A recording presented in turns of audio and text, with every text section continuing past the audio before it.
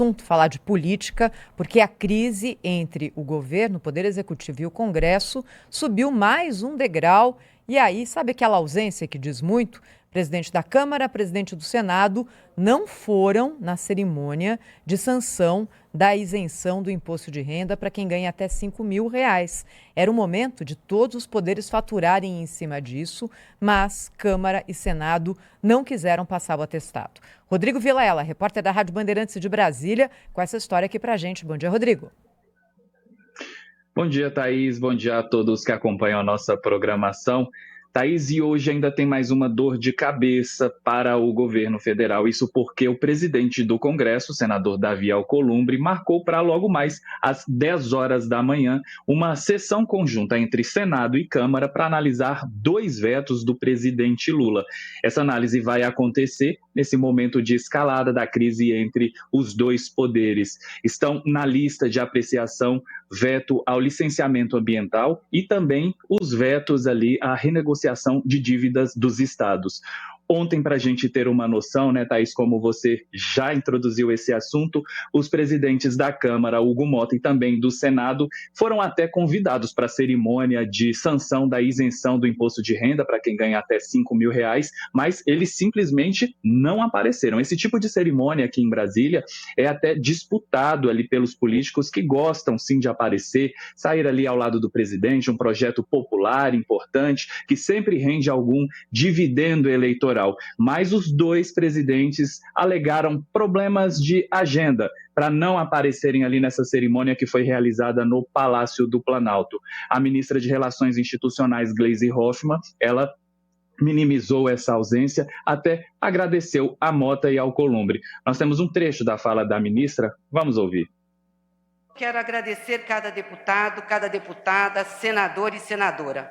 Agradecer também aos presidentes Hugo Mota, da Câmara, e Davi Alcolumbre, do Senado.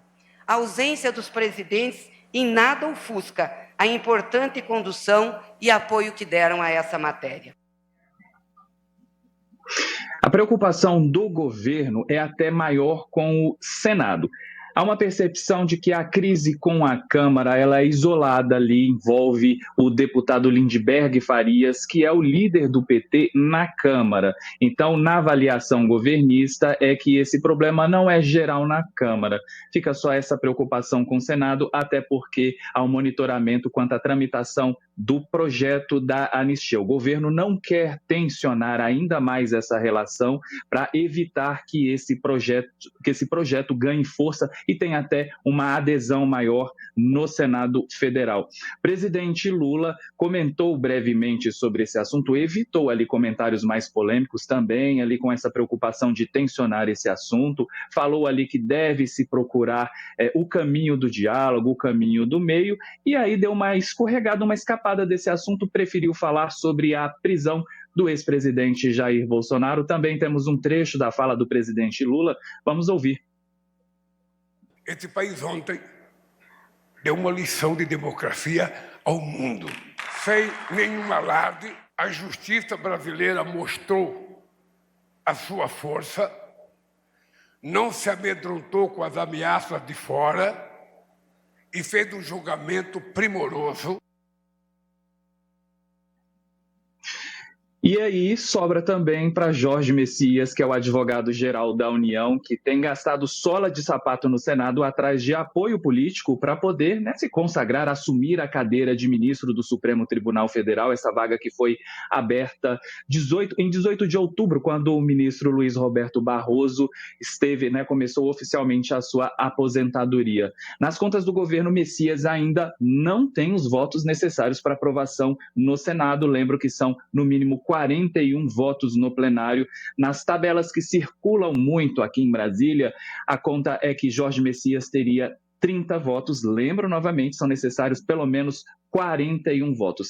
Messias tem vindo quase todos os dias ao Senado, batido ali de porta em porta dos gabinetes, e disse que vai conversar com todo mundo, inclusive com o presidente do Senado, Davi Alcolumbre. Lembro que Davi Alcolumbre não queria o nome de Messias, defendia o aliado político e ex-presidente do Senado também, Rodrigo Pacheco. Messias diz que vai procurar Alcolumbre também para poder conversar. Temos aí o trecho da fala do ministro da AGU, pretenso ministro ao Supremo Tribunal Federal. Vamos ouvir. Você vai falar com o Alcolumbre? Uai, tô querendo falar com ele, gosto muito do presidente da dele. E ele tá querendo falar com o senhor? Uai, no momento certo ele vai me atender, tô trabalhando.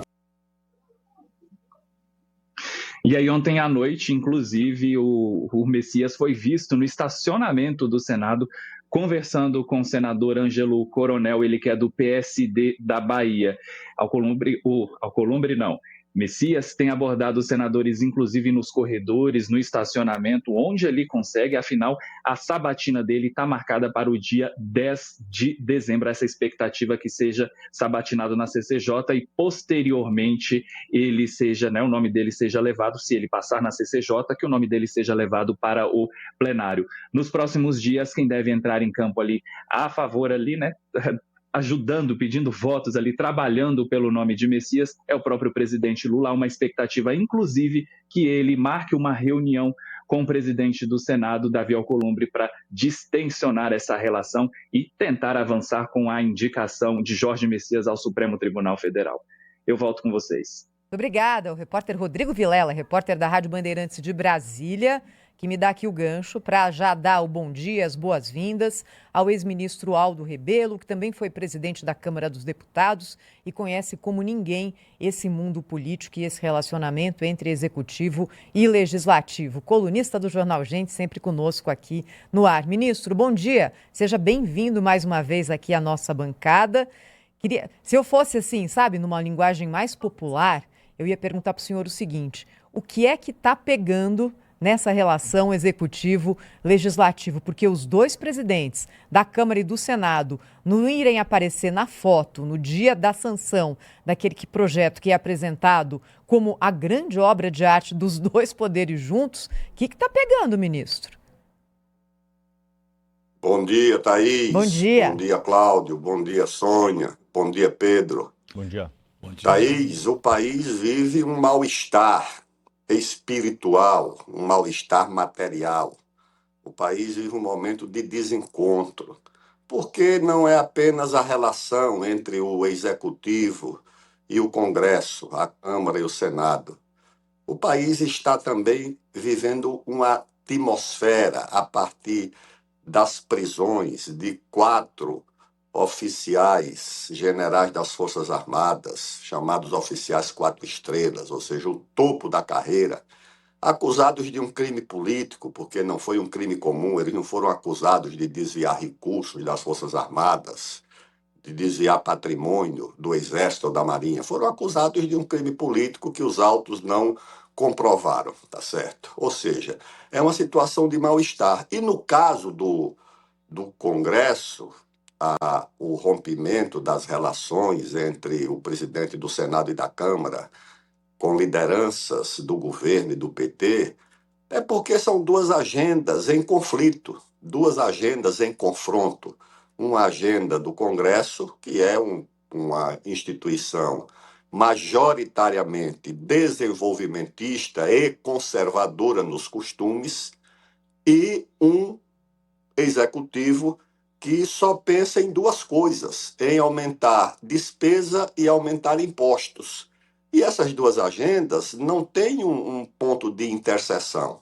Pelo contrário, o Congresso vota uma lei facilitando o licenciamento de obras, ou seja, o licenciamento para investimentos públicos e privados. O presidente da República veta parcelas importantes da lei e depois o Congresso ainda não votou se derruba ou não esses vetos. O Congresso vota para impedir aumento de impostos. O Supremo, mobilizado pelo Poder Executivo, derruba a decisão do Congresso. Então, isso não tem como dar certo. Um governo que é muito liberal na questão dos costumes, do comportamento, e, ao mesmo tempo, um Congresso que é conservador em matéria de costumes, de comportamento, de valores.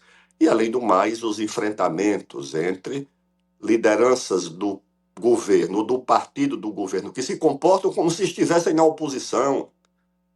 Não há como dar certo lideranças do governo atacando chefes de poder legislativo na Câmara ou no Senado. Isso não tem como dar certo.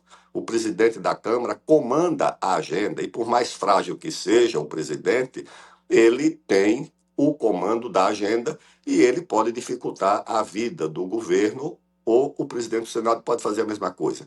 Então, eu acho que, em resumo, é o seguinte: há um conflito, mais do que um confronto, é um conflito de rumos, de convicções e de valores entre um Congresso majoritariamente favorável ao desenvolvimento e conservador nos costumes e um governo que é muito liberal nos costumes e que bloqueia o desenvolvimento do país, porque quem governa de fato essa agenda lá dentro do Poder Executivo são os ministérios de Meio Ambiente, Ministério de Populações Indígenas, IBAMA, FUNAI, naturalmente com o protagonismo também do Ministério Público Federal. Essa é a explicação que eu tenho para esse impasse.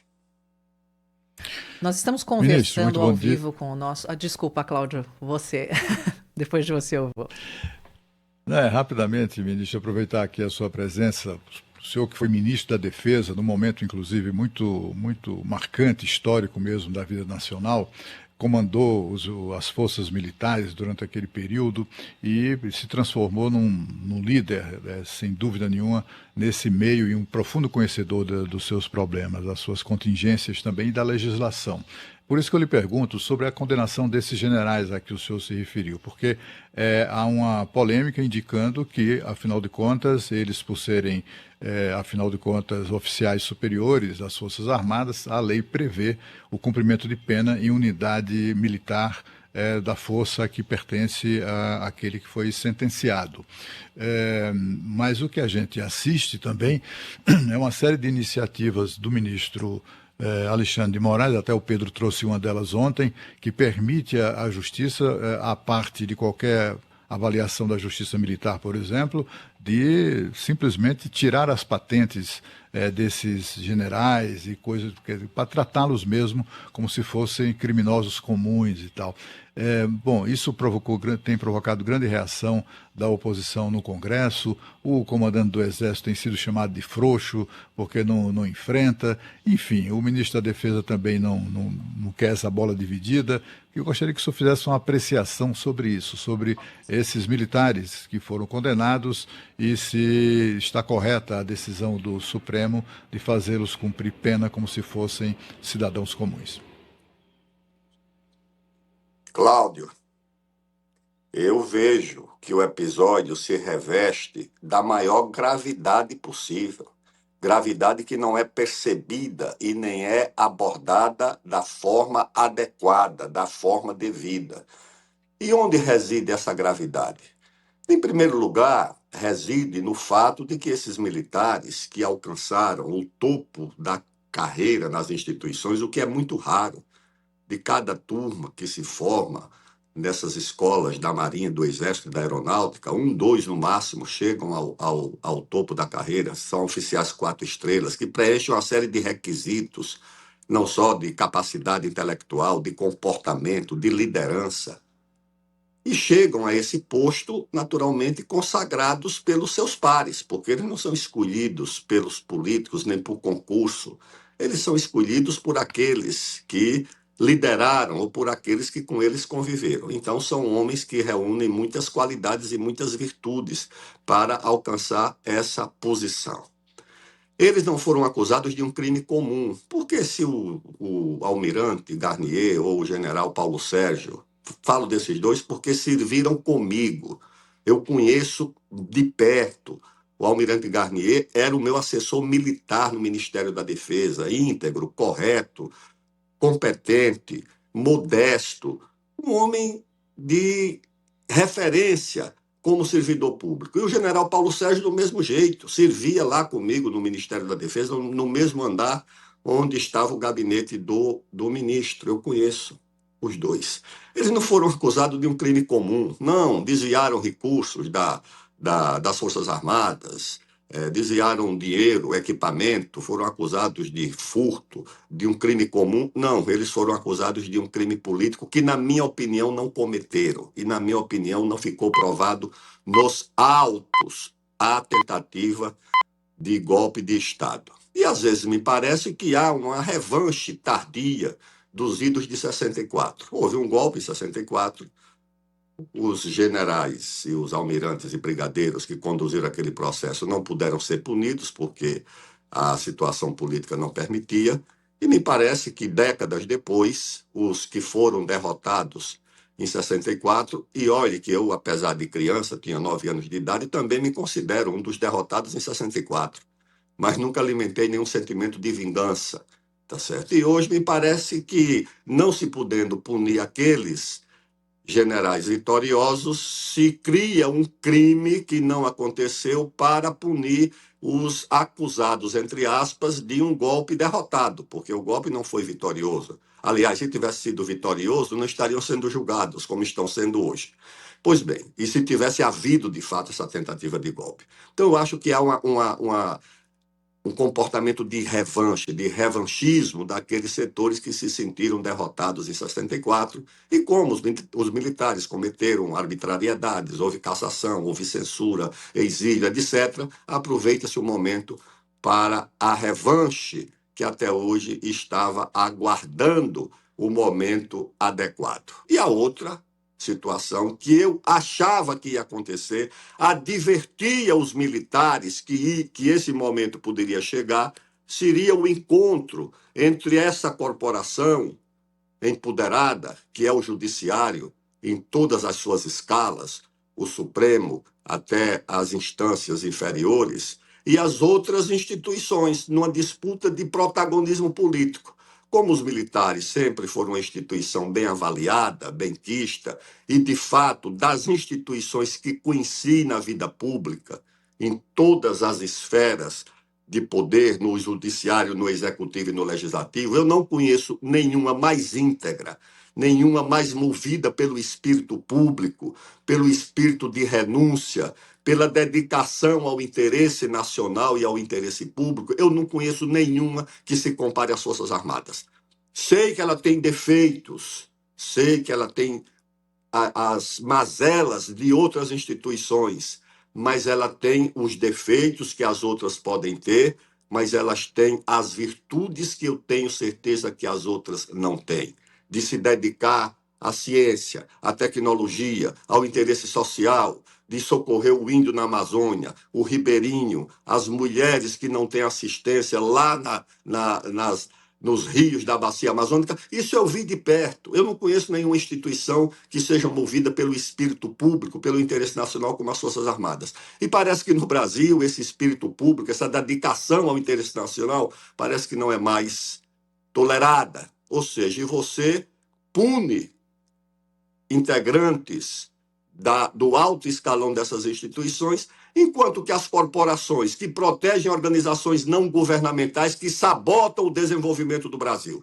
Todo mundo sabe quais são, tá certo? Que impede que o país se desenvolva, que protege organizações não governamentais financiadas do exterior. Essas estão livres, soltas e atuando, principalmente na Amazônia brasileira, enquanto que as Forças Armadas são punidas. Eu acho uma tragédia. E para encerrar, Cláudio, no momento em que o mundo prestigia, valoriza as organizações militares, por conta lá dos conflitos na Europa, os orçamentos militares dos países europeus estão sendo ampliados. A China faz exibições de força nos seus desfiles militares com equipamentos de última geração. A Rússia, nos momentos da celebração das suas datas históricas, faz uma exibição das suas Forças Armadas, do prestígio das instituições militares. O governo dos Estados Unidos amplia o orçamento das Forças Armadas, envia aqui para o Caribe, perto da Venezuela, uma força-tarefa de porta-aviões, de fragatas, de cruzadores. E as nossas Forças Armadas submetidas ao constrangimento, à degradação e ao vexame. Isso é inaceitável. Isso é uma tragédia para o nosso país. Uma instituição com serviços prestados à construção da identidade nacional, que promoveu a unidade do nosso país nas guerras civis do Império. que tem a sua marca de fundação, como o Exército, em 1648, na Batalha de Guararapes, que liderou projetos importantíssimos, como o programa nuclear, o programa espacial, a defesa cibernética, os primeiros computadores fabricados pelo Brasil. São as instituições militares submetidas a essa degradação, a esse vexame. Não, eu acho que isso é uma tragédia. Eu acho que o Brasil vive esse mal-estar espiritual porque não é natural, não é saudável o que está acontecendo no nosso país. Essa é a minha opinião.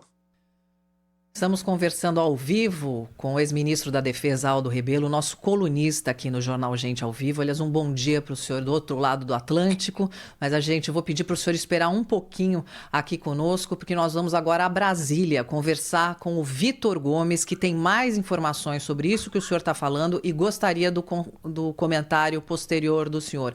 Fala, Vitor, tudo bem com você?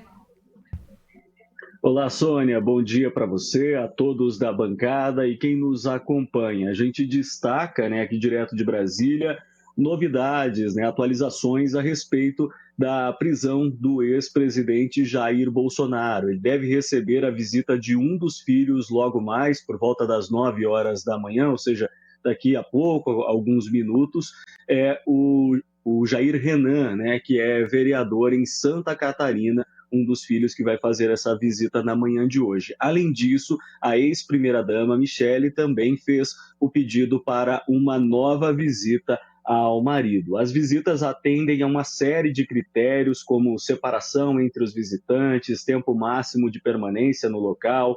Os médicos não têm essa limitação. Ontem, Jair Bolsonaro participou de uma audiência de custódia só para cumprir os trâmites legais e o que aconteceu também com os outros condenados. O ex-presidente começou a cumprir a pena de 27 anos e 3 meses na última terça-feira, na Superintendência da Polícia Federal aqui em Brasília. Desde que foi preso, já recebeu as visitas da ex-primeira-dama Michele e dos filhos Carlos e Flávio Bolsonaro. Cada visita durou entre 20 e 40 minutos. Volto com vocês. Obrigado, viu, Vitor?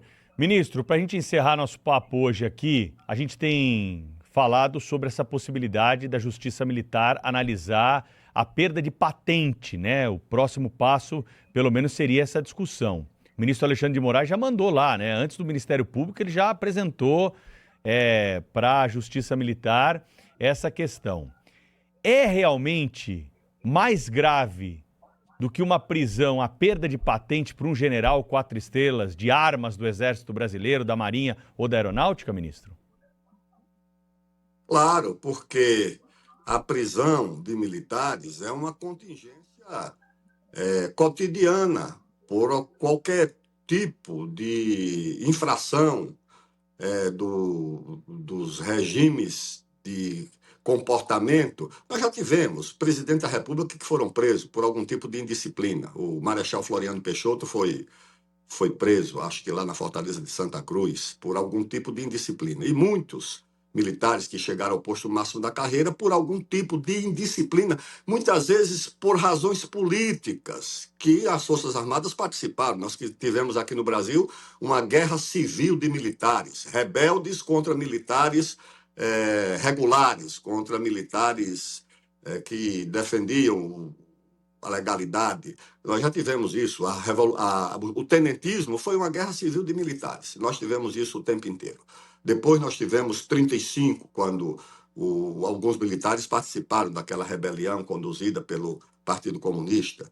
E logo depois, muitos deles que participaram daquilo tiveram participação lá na Segunda Guerra, como membros das Forças Armadas. Então, isso é comum. Agora, a perda da patente, que é a expulsão das Forças Armadas, isso se reveste, naturalmente, de outro tipo de gravidade. Mas isso é uma atribuição das próprias Forças Armadas. Eu não creio que o Superior Tribunal Militar vá tomar essa decisão extrema, mesmo porque, à luz da disciplina militar, não houve uma infração da disciplina como militar. O que houve é uma acusação de quebra ou de tentativa de quebra da legalidade, do regime constitucional. Essa é a acusação do Supremo, que, na minha opinião, não houve esse tipo de crime. Essa acusação, do meu ponto de vista e do ponto de vista dos advogados, inclusive advogados que advogaram para réus do Partido dos Trabalhadores. Na opinião desses advogados, não ficou provado nos autos esse tipo de crime. Mas são as circunstâncias do momento político que vive o Brasil, de confronto, de enfrentamento, alimentado já, inclusive, por protagonistas dos dois lados há muito tempo. Eu lembro também quando a prisão do ex-presidente Lula foi celebrada, foi festejada como se fosse um acontecimento relevante. A prisão de um ex-chefe de Estado, não estou dizendo se foram justas ou se foram injustas, é um trauma para o país, como é agora a do presidente Bolsonaro, agravado pela situação de que está enfermo, é um homem doente, profundamente doente. Pedro, a última cirurgia que foi submetido o ex-presidente Jair Bolsonaro durou 16 horas. E depois de uma sucessão de cirurgias, você manter num cárcere um cidadão com esse tipo de problema de saúde é uma coisa profundamente traumática. Eu acho que o Brasil precisa superar essa situação. Ministro Aldo Rebelo, obrigado pela participação. Sempre bom ouvi-lo aqui na Rádio Bandeirantes e na Band News TV. Até semana que vem.